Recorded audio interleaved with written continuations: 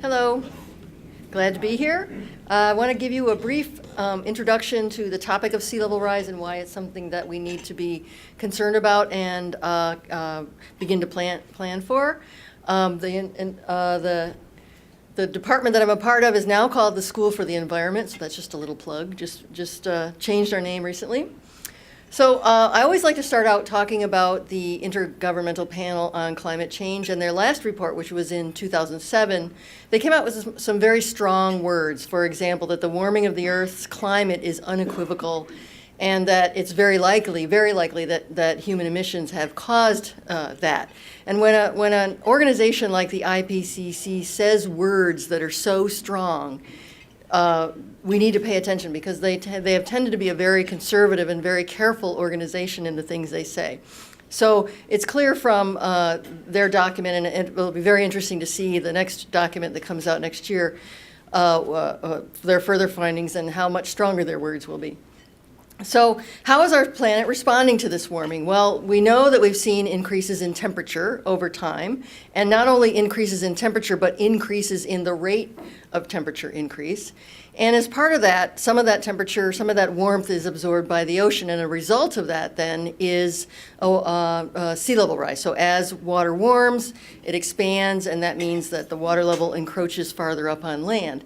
And so back in the 1800s, the sea level was fairly stable, and during the 20th century, the 1900s, things began to rise. As you can see in the middle, there it is, the middle part of this graph here, things began to rise and rise at a faster rate, and then this shows a little bit about what the projections are for the future.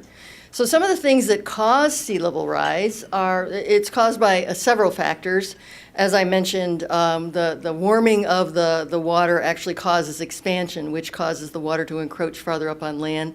But also the warming of the planet causes for faster ice melt. And so additional water coming from land-based glaciers and ice sheets also adds to sea level rise. But then there's a third factor which incorporates the vertical land movement of the land that you're standing on at the point. In some places that land might be uplifting slowly. In other places the land is subsiding slowly. And in our case in Boston, the land is subsiding very slowly, like 1 millimeter a year. And so that adds to the sea level rise that we observe as it occurs. How do we know what the future will hold? Well, this is kind of a messy looking graph, but I'll explain it. The IPCC, when they try to project out into the future, because we don't know what the future is going to hold, comes up with what they call scenarios. So they take into account a lot of different kinds of human behaviors, population change, energy use, urbanization, et cetera, and they come up with these different scenarios that are related to how much CO2 emissions that we will be putting into the atmosphere, how much fossil fuel will we be burning, how much methane, et cetera. And so you have scenarios such as this dashed line here, which is called the A1FI, which is a high emission scenario. So we continue to pump CO2 in the atmosphere through fossil fuel burning, through intensive energy use. Or you have other scenarios into the future where if we convert to low emissions renewable energies and we change our energy infrastructure, we could maybe see a reduction in CO2 emissions. So using a variety of different scenarios, then you can try to predict what the future might look like. So you might, if you want to figure out what the worst case and the best case could be, you could take a higher emissions like the A1FI or the A2, and you could take the lower emissions scenario and then run that through a model or through some sort of analysis and figure out what the future might look like based on that scenario. And so that's pretty much what we do. And so this shows a graph of sea level rise projections for up to 2100.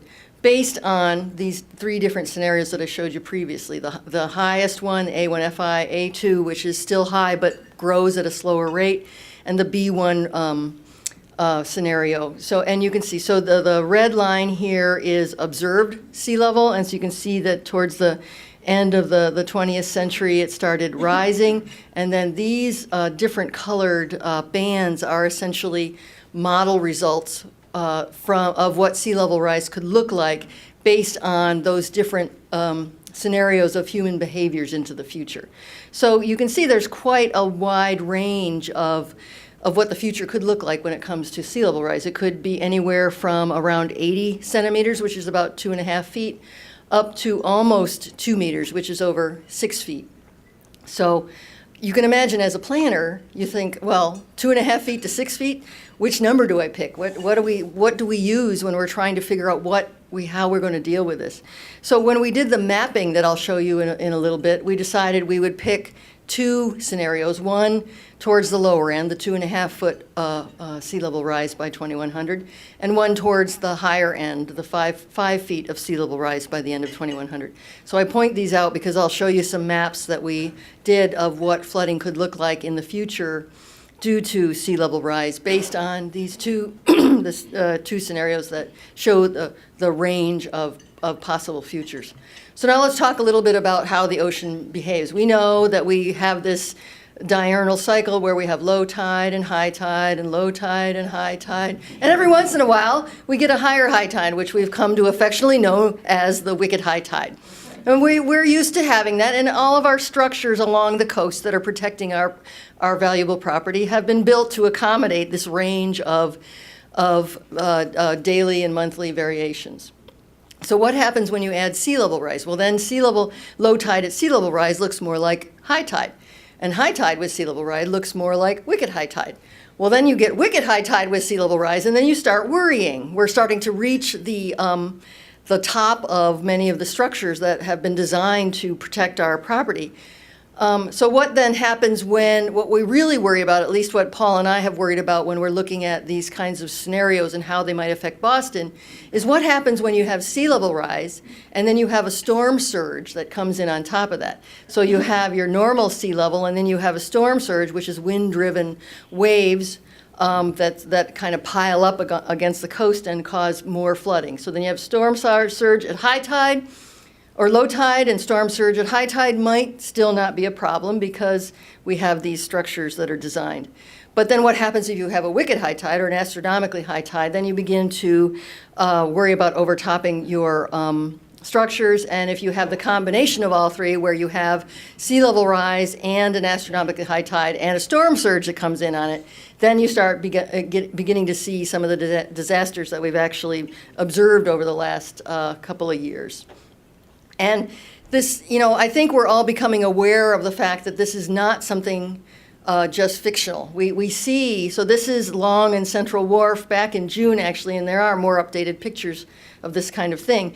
But this is a trash bin sitting on top of the wharf, and they normally are not designed to be submerged.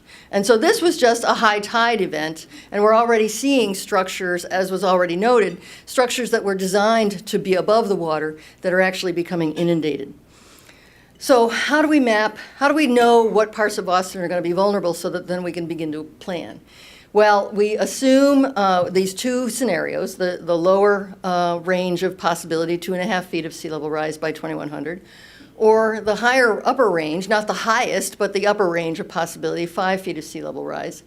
We assume an extreme storm coming in, which we did an analysis of the tide gauge data, and the so-called 100-year storm surge, or what we consider a very rare extreme event, is around 5 feet of storm surge.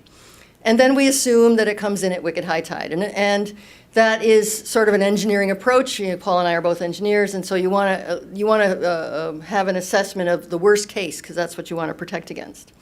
And then we have our maps that show the extent of flooding, plus also different depths that are color-coded.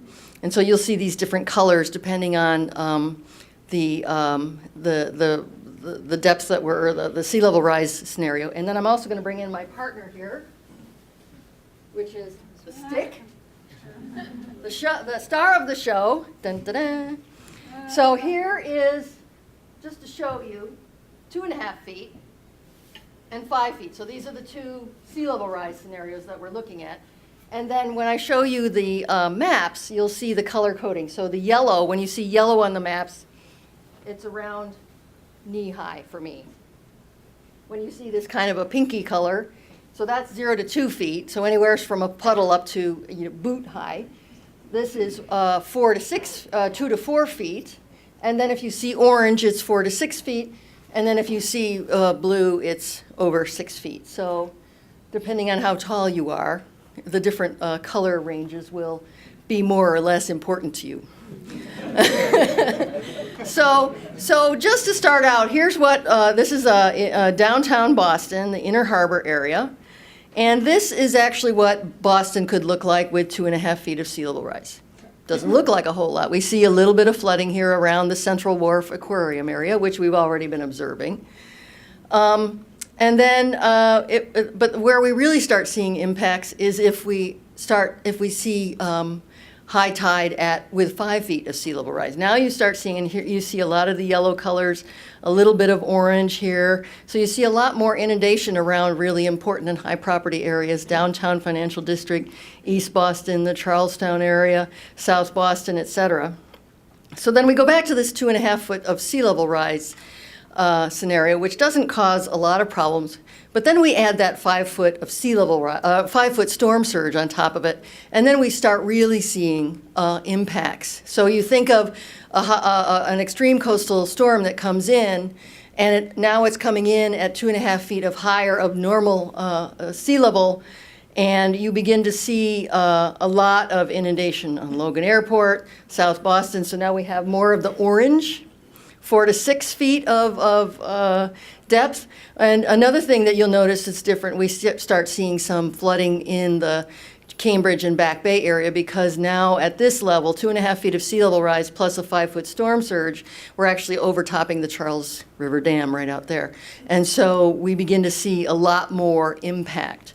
And so I wanted to just mention one more thing, go back to this 2.5 feet of sea level rise map. This is approximately what Superstorm Sandy looked like. So Superstorm Sandy actually had a 4.6 foot storm surge, but it came in at low tide.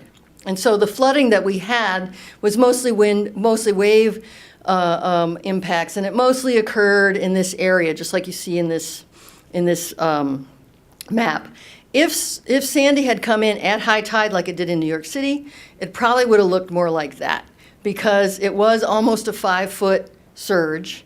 And if it had come in right at that wicked high tide, it was an astronomically high tide, then we would have seen much more substantial flooding in Boston area, much like they did. Well, they saw much worse in New York City, but we still would have seen much more flooding.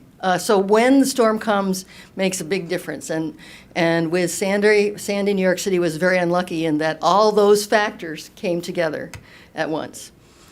So I'm just going to briefly say, I'm sure you're all aware of the mitigation, where we try to reduce our CO2 impacts by reducing our energy use, more energy efficiency and conservation, et cetera.